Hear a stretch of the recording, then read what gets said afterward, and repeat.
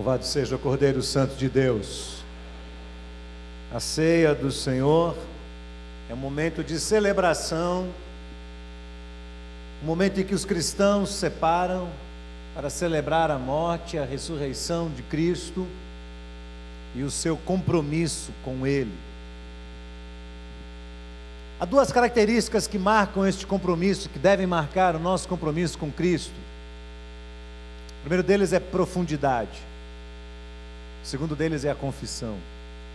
Os dois elementos fundamentais ao crescimento da experiência cristã na vida de qualquer pessoa que tenha decidido seguir a Cristo.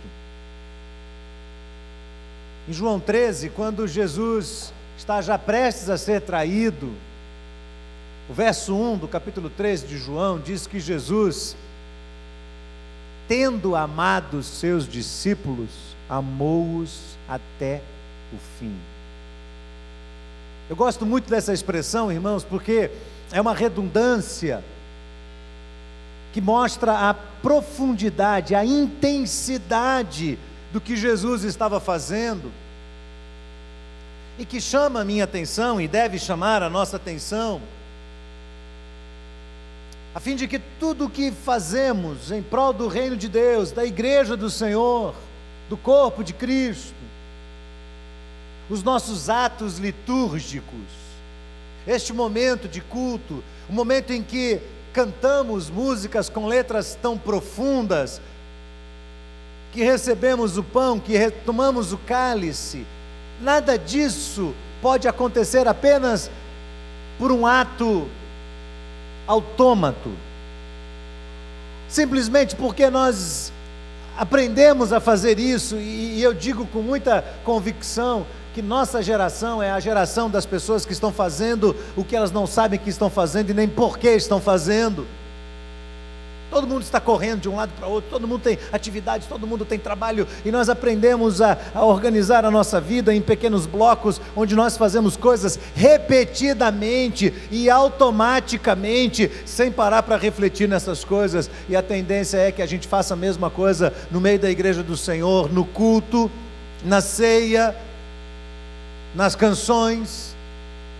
Nós cantamos, nós tomamos a ceia, nós chegamos no culto no horário, nos assentamos, nós entregamos o nosso dízimo, nós fazemos as coisas, mas nem sempre nós paramos para refletir em profundidade o que estamos fazendo, ou para entender a intensidade com que fazemos o que fazemos. E Jesus, tendo amado, amou-os até o fim. Eu vi Silvio falando aqui sobre a construção, e honestamente, irmãos, hoje é dia de ceia do Senhor, é dia de sinceridade, não é? Eu acho que a gente não precisava mais falar sobre construção aqui, precisávamos? Será que a gente já não era para ter terminado essa obra a tempo? Será que houve uma compreensão tão profunda de cada um de nós aqui, acerca do que é essa construção? Será que nós compreendemos isso ao ponto de nos comprometermos com esta obra? Quando você ouve alguém dizer assim: olha, nós vamos batizar sábado que vem 60 pessoas, o que acontece no seu coração? Irmãos, Deus está fazendo algo extraordinário no meio da Igreja Batista Metropolitana. Todo domingo nós temos decisões, você já percebeu isso? Todo domingo, e vem pessoas aqui à frente, e elas vêm com sinceridade, 15, 12, 13, 20, 23 pessoas, vêm à frente, tomando uma decisão ao lado de Cristo. Isso é algo normal, irmãos? Ou Deus está fazendo algo extraordinário no nosso meio? E o que uma conversão, a conversão de uma alma, significa para nós? E aí, quando eu penso no tempo que nós estamos arrastando esta construção, e já era para isso aqui estar pronto há muito tempo, já era para estar pronto, já era. Eu conheço igrejas menores do que a nossa, que construíram muito mais rápido do que a gente, às vezes tempos maiores. Eu não acho que falta dinheiro, acho que falta profundidade, a compreensão do que está acontecendo.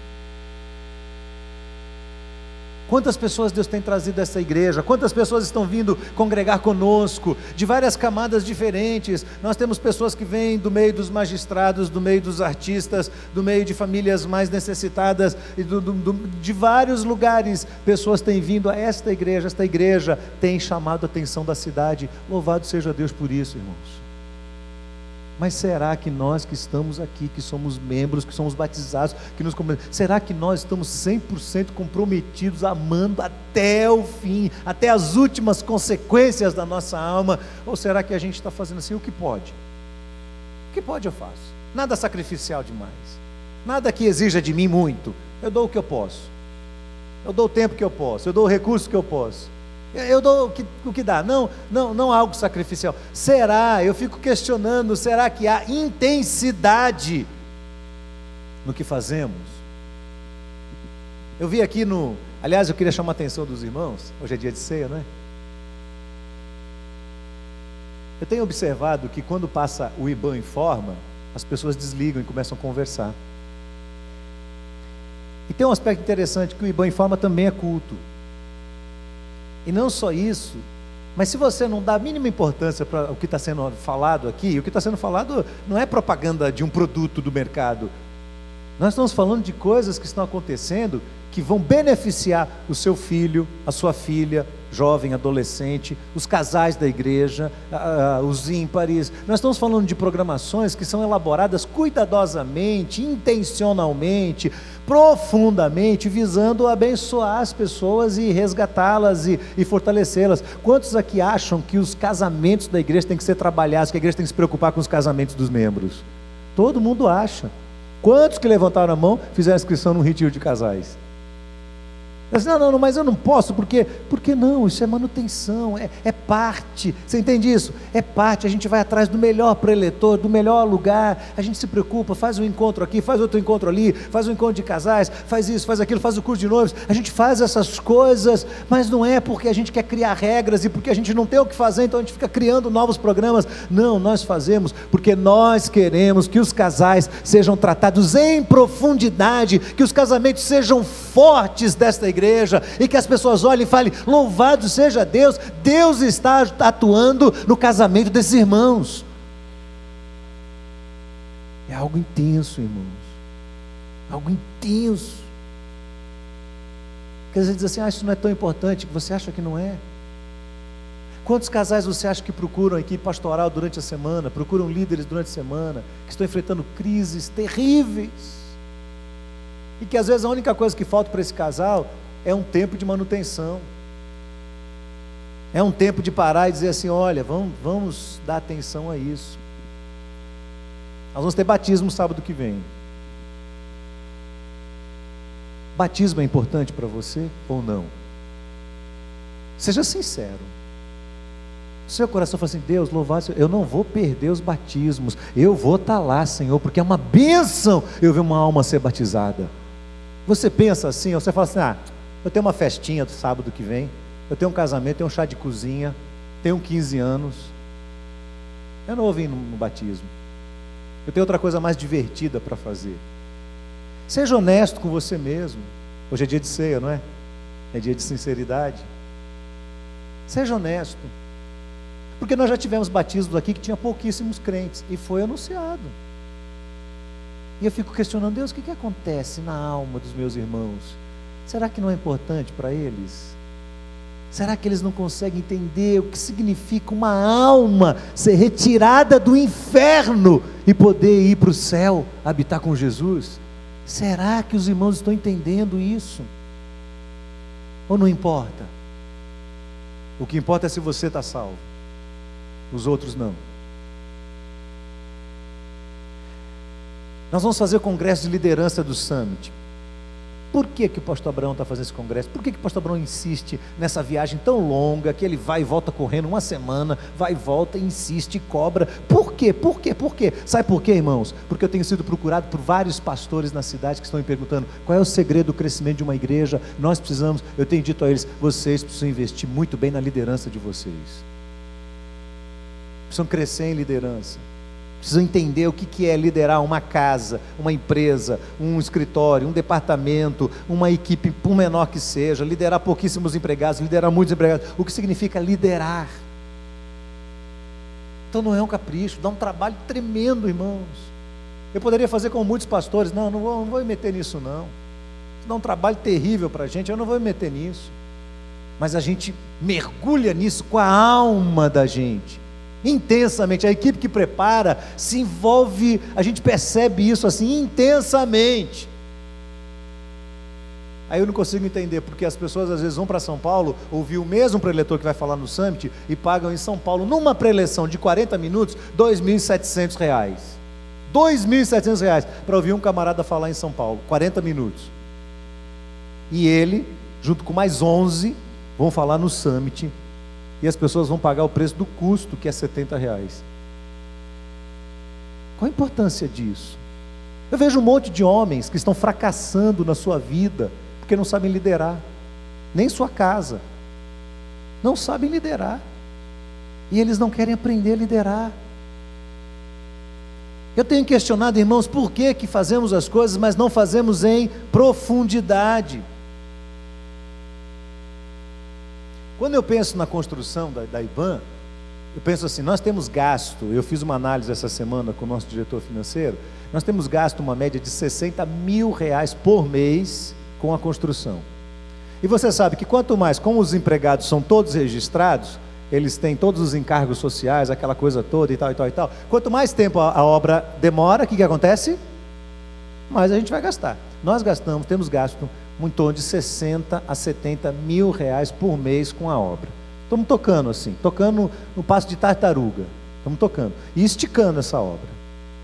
Só que com R$60 mil, nós poderíamos mandar 12 casais para o campo missionário. 12, uma dúzia de casais para o campo missionário, irmãos. Vocês não estão entendendo isso? A minha alma fica angustiada. A sua fica ou não? Ao menos que Deus não tenha nos chamado para a obra de missões, ao menos que essa igreja não seja missionária, mas se ela é, fico pensando, nós vamos gastar R$60 mil na obra e deixar de enviar 12 casais para o campo missionário, tem alguma coisa errada. Eu sei que é temporário, nós podíamos pegar essa obra e avançar, correr com ela, terminar. Nós fizemos um prédio de 8 andares, não conseguimos fazer uma ampliação pequena dessa. O que há conosco? Talvez seja falta de profundidade, talvez seja falta de entender assim, esta igreja é uma bênção para a minha família, esta igreja é uma bênção para os meus filhos. Quantos acham que a igreja é uma bênção para os seus filhos? Levante a mão. Quantos acham? A igreja é uma bênção para o seu filho? É ou não é? Para os adolescentes, é ou não é? Para a juventude, é ou não é? Os irmãos viram a semana passada, mais de 500 jovens aqui, louvado seja Deus, naquele congresso maravilhoso. Os jovens aqui se comprometendo a serem ministros do Evangelho de Jesus na faculdade, no lugar mais hostil a eles, e eles saindo daqui dizendo, eu quero ser um obreiro, um missionário, um estudante missionário dentro da minha faculdade. Eu olhei aqui e falei, Deus, louvado seja o teu nome, ganhamos mais uma, o inferno perdeu mais uma vez, louvado seja Deus.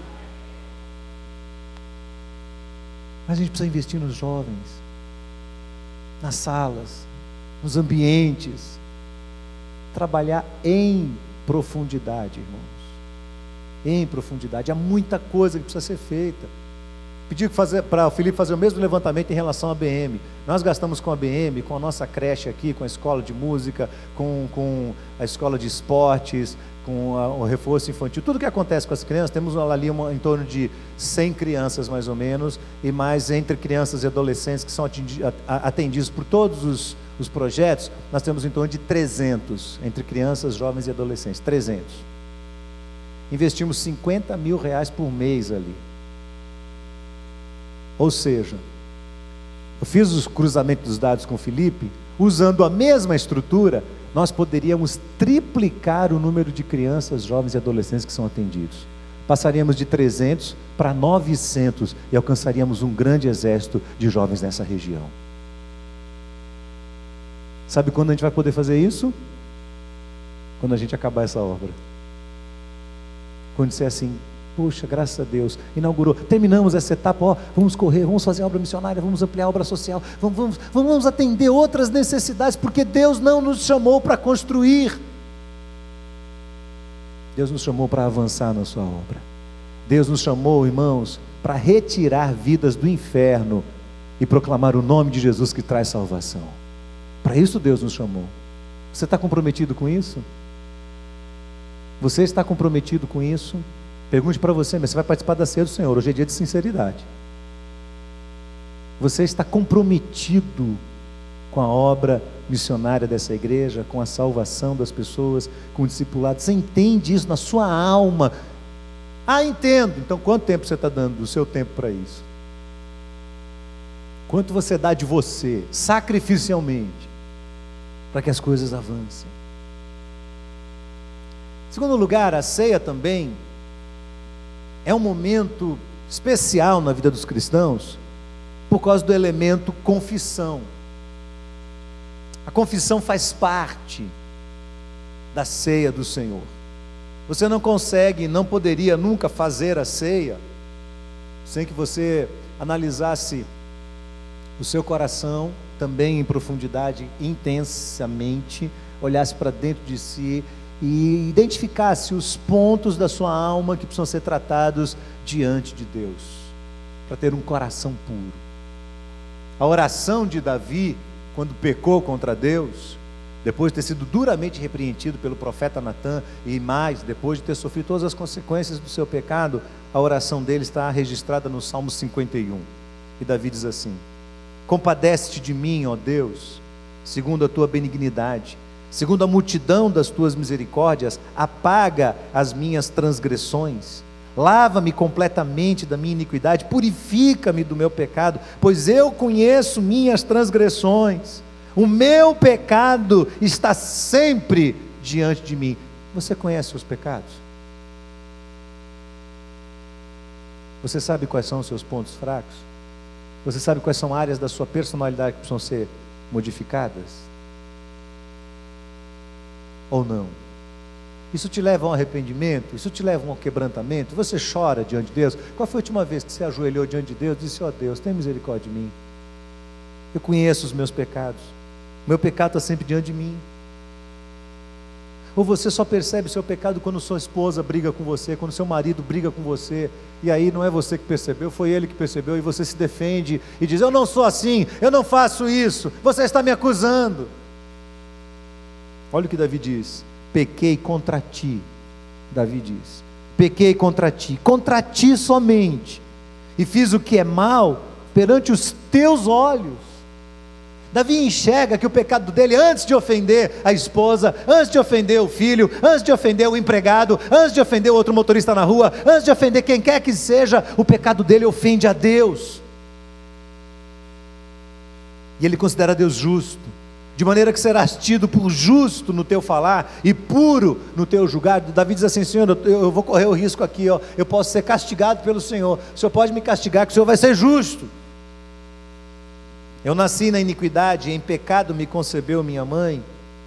Eis que te comprases na verdade, no íntimo, no recôndito, me fazes conhecer a sabedoria. Purifica-me, ficarei limpo, lava-me, ficarei mais alvo do que a neve, faz-me ouvir júbilo e alegria, para que exultem os ossos que esmagaste. Esconde o teu rosto dos meus pecados, apaga todas as minhas iniquidades. E uma das declarações mais profundas das Escrituras: cria em mim, ó Deus, um coração puro e renova dentro de mim um espírito reto, um espírito inabalável. Não me repulses da tua presença, não me retires o teu Santo Espírito. Restitui-me a alegria da tua salvação, porquanto o pecado traz tristeza à nossa alma, desespero. Restitui-me a alegria da tua salvação, sustenta-me com o espírito voluntário. Então, ensinarei aos transgressores os teus caminhos. Eu começo a me interessar pela salvação dos outros. Os pecadores se converterão a ti, eles importam para mim. Livra-me dos crimes de sangue, ó Deus, Deus da minha salvação. A minha língua exaltará a tua justiça. Abre, Senhor, os meus lábios, a minha boca manifestará os teus louvores. Pois não te comprazes em sacrifícios, do contrário, eu te daria. Não te agradas de holocaustos. Sacrifícios agradáveis a Deus são um espírito quebrantado e um coração compungido e contrito. Não desprezarás, ó Deus. Faze bem a Sião segundo a tua vontade, edifica os muros de Jerusalém. Então te agradarás dos sacrifícios de justiça, dos holocaustos, das ofertas queimadas, e sobre o altar se oferecerão novilhos. A lógica de Davi neste salmo, irmãos, é a mesma de Jesus quando diz que você não pode ir adorar e levar uma oferta no altar, e lembrando ali que o seu irmão tem algo contra você, continuar o seu ato de culto. Mas o tempo todo o Senhor diz: para o culto, olha para a sua alma, olha para o seu coração primeiro. Analisa o seu comportamento, pensa no seu temperamento, na sua personalidade, olha para os seus relacionamentos, olha para a sua vida financeira, olha os seus pensamentos. O Senhor diz: para, olha para dentro da sua alma, deixa eu quebrantar seu coração, deixa o seu coração ficar compungido na minha presença.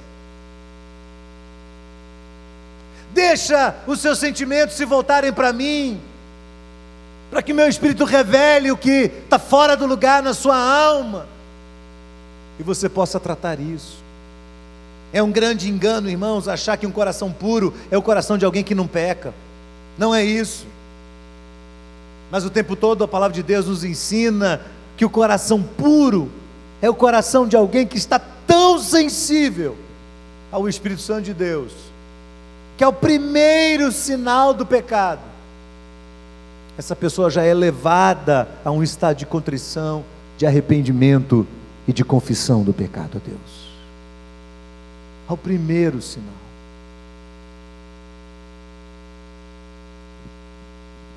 Eu tenho observado uma tendência muito interessante no meio da juventude cristã hoje, que é de falar algumas palavras, porque eles são expressões. Às vezes o jovem acha assim que não tem nada a ver. Ele fala: vá para aquele lugar. Aí eu olho assim e falo: que isso? Está falando palavrão? Isso não é palavrão. Aí fico assim: tem alguma coisa errada acontecendo na cabeça da nossa juventude. Você está entendendo? Porque não é uma coisa assim, poxa, se a palavra de Deus diz que não deve sair da minha boca nenhuma palavra torpe, mas só aquela que é boa para edificação, então tem coisas que eu não tenho que falar. Eu estou certo ou estou errado, irmãos?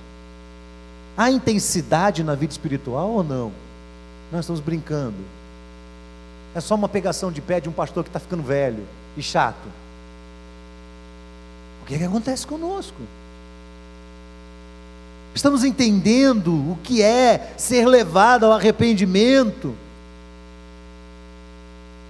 Paulo ensina isso para nós lá no capítulo 7 de Romanos, quando ele diz assim: olha, lidar com o pecado não é coisa fácil, o bem que eu quero eu não consigo fazer, mas o mal que eu não quero está sempre diante de mim, eu sou um homem miserável.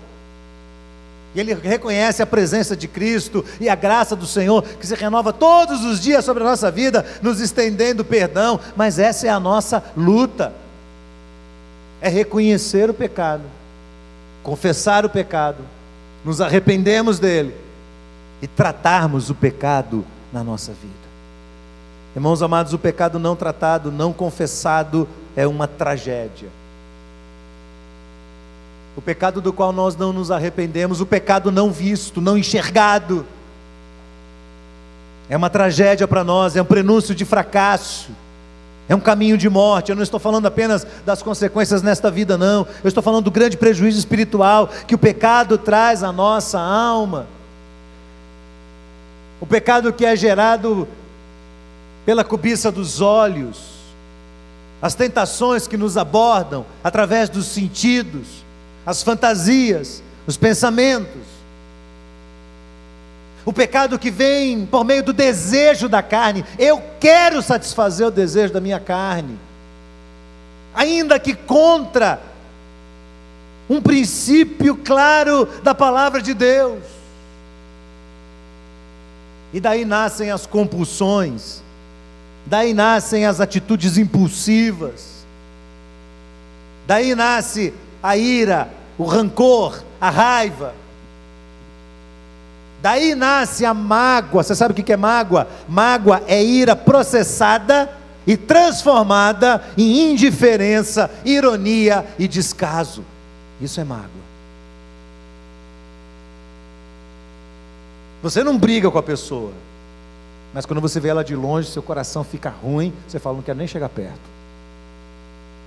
Você diz assim, eu não quero chegar perto porque eu não quero pecar. Já pecou, velho. Já pecou. Você entende isso? A Bíblia diz que o pecado entristece o Espírito Santo de Deus. João diz que o pecado vem da soberba da vida, concupiscência dos olhos, concupiscência da carne e a soberba da vida. A soberba da vida é orgulho. A soberba da vida é a presunção.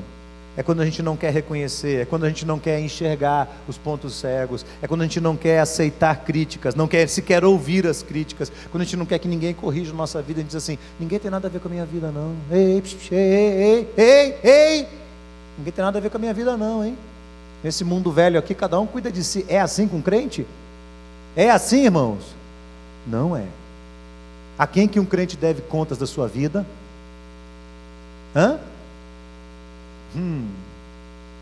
Mas Deus está lá no céu. Aqui na terra, o crente deve contas da sua vida à igreja de Jesus, aos crentes em Cristo Jesus. Sujeitai-vos uns aos outros no temor de Cristo. Essa ligação de um com o outro, eu devo contas à minha igreja, devo contas aos irmãos. Você criticado, você corrigido, tem que assumir isso com humildade. Dizer, poxa, é mesmo. Não adianta nada a gente dizer no dia da ceia, Senhor, eu pequei contra o Senhor, mas a gente continuar gostando do pecado. Nós conhecemos muitas pessoas no Antigo Testamento que disseram, eu pequei. Faraó disse, eu pequei, mas era duro de alma e continuou sendo duro. Ele disse várias vezes, mas a dureza continuou dentro dele. Balaão disse, eu pequei, mas era mentiroso. Acã disse, eu pequei, mas só falou isso porque estava com medo da morte. Saul disse, eu pequei, mas era cínico. Judas Iscariote disse, eu pequei, mas o plano estava na cabeça dele, já sabia disso. Várias pessoas na Bíblia dizem, eu pequei. Nós podemos às vezes querer confessar o pecado apenas para resolver pendências, ou soluções, ou situações, ou problemas de relacionamentos, ou porque nós estamos com receio de que as consequências do pecado nos tragam algum prejuízo, porque a gente sabe que o pecado faz uma pessoa andar para trás, ou não faz. Tem muita gente andando para trás por causa do pecado. Está andando para trás, está andando para trás. Só que não deve ser essa a motivação para tratar o pecado, quando o foco é solucionar apenas essas questões. Nós estamos falando de uma motivação egoísta, que dispensa a graça de Jesus, que faz pouco caso do seu plano de redenção e que zomba da cruz do Calvário.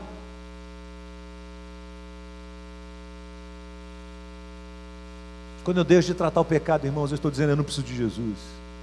Eu estou pouco me lixando para o que Jesus pensa de mim. Por isso, ao primeiro sinal de um pecado, por menor que ele seja, nós deveríamos cair de joelho no chão, dizendo, Senhor, eu pequei contra o Senhor, contra ti somente, eu fiz o que era mal diante dos teus olhos, e eu quero, Senhor, tratar isso na presença do Senhor. Eu quero tratar isso diante do Senhor. 4 perguntinhas para você fazer hoje, que é dia de ceia do Senhor. O que é que você tem que confessar a Deus? O que você precisa confessar ao Senhor, a Deus, aí na sua alma? Ao Senhor. O Espírito Santo de Deus está falando conosco nesta manhã, irmãos. Eu creio nisso, você crê? O que é que o Espírito Santo está trazendo à sua cabeça? Como foi essa semana? Olha para essa semana que passou. Você vai identificar esse pecado aqui ou ali. Pecou contra o Senhor, desonrou ao Senhor. Segunda pergunta é, o que é que eu preciso confessar para outras pessoas? Quando um pecado acontece só entre você e Deus, você trata com Deus. Mas vou lhe dizer uma coisa, a maioria das vezes a gente não peca só contra Deus. A maioria das vezes quando a gente peca contra Deus, isso envolve também outras pessoas.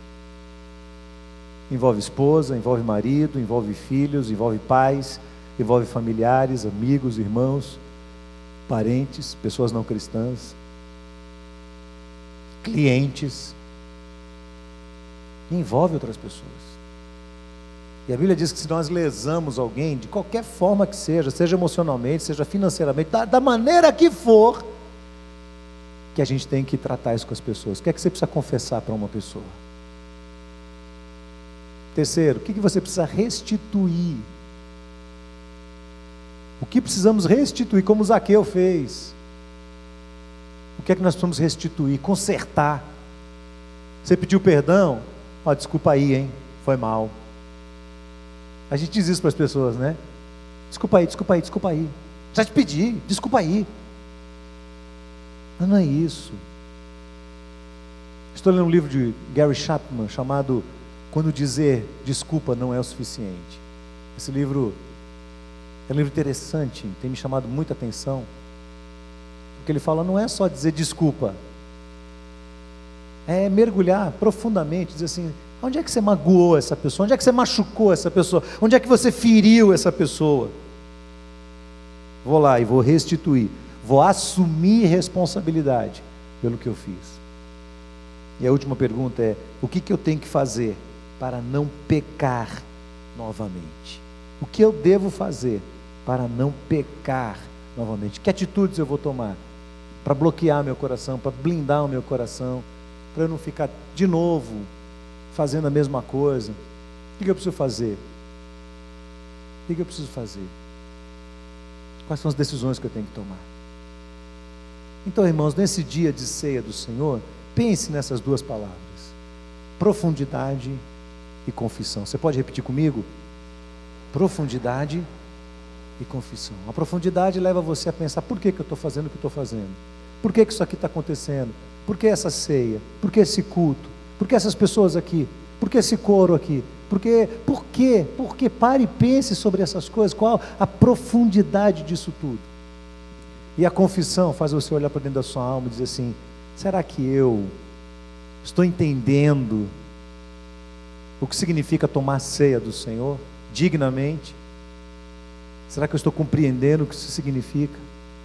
Será que eu vou participar da mesa do Senhor, não como um ato mecânico, não como um ato impensado, mas em profundidade, entendendo que quando eu como pão e eu bebo o cálice, eu estou, como Jesus disse, comendo a carne dele, bebendo o sangue dele, assim, eu estou me identificando com Jesus, eu estou me engajando com ele, eu estou dizendo, Senhor, eu estou com o Senhor até o fim da eternidade, eu estou lado a lado com o Senhor, eu não abandono o Senhor, não abandono tua verdade, não abandono tua palavra. Vamos abaixar essas cabeças nesse instante, irmãos, vamos orar ao Senhor. Os líderes, os pastores virão aqui à frente.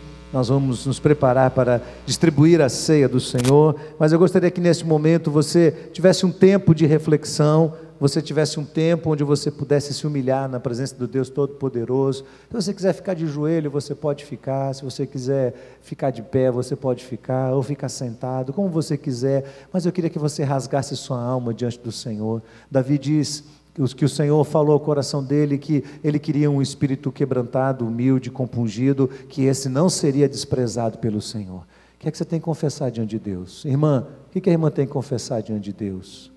O que é que o irmão tem que confessar diante do Senhor? O que temos a confessar diante do Senhor?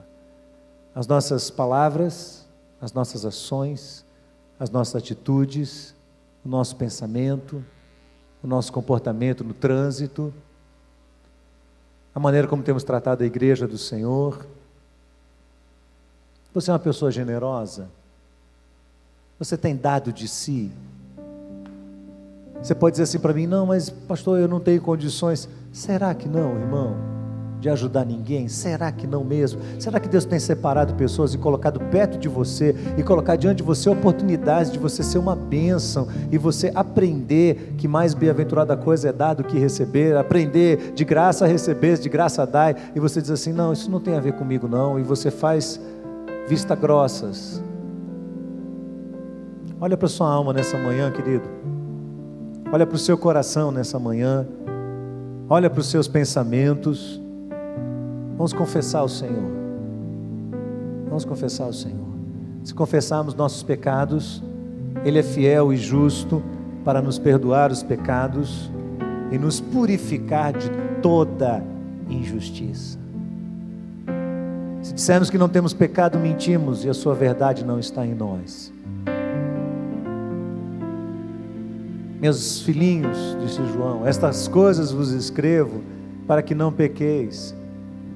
Mas se todavia alguém pecar, temos um advogado junto ao Pai, Jesus Cristo, o justo, o santo. Ele é a propiciação pelos nossos pecados, e não somente pelos nossos, mas pelos pecados de todo o mundo. Não despreze esse momento de confissão, amado irmão, não despreze esse momento da ceia do Senhor. Vamos tratar este momento com muita profundidade diante de Deus. Chore diante do Senhor, se for necessário.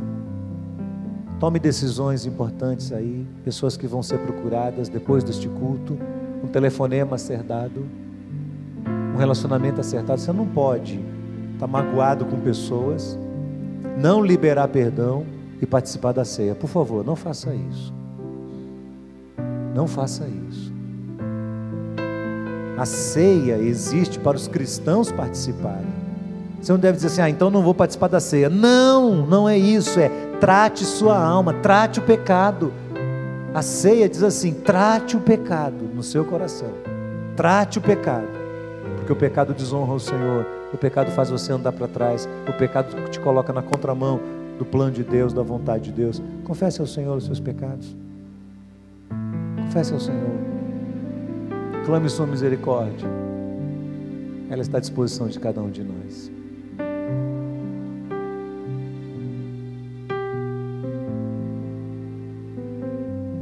Enquanto estamos orando, aqueles que vão participar da ceia do Senhor, que são batizados, que estão em comunhão com Deus, com suas igrejas, fiquem de pé, participe da ceia do Senhor. Você que é um crente em Cristo Jesus, que creu no Evangelho de Jesus, que recebeu dele a salvação, que foi batizado em nome do Pai, do Filho e do Espírito Santo. E assim que você receber o primeiro elemento da ceia do Senhor, você vai se assentar e vai continuar orando ao Senhor. Esqueça quem está do seu lado agora. Esqueça o barulho, esqueça tudo. Olhe para o seu coração agora. Olhe para o seu coração. E com muita sinceridade diga, Senhor, sonda o meu coração. Me ajuda a tratar, Senhor, o meu coração, o meu pecado, na presença do Senhor. Em nome de Jesus.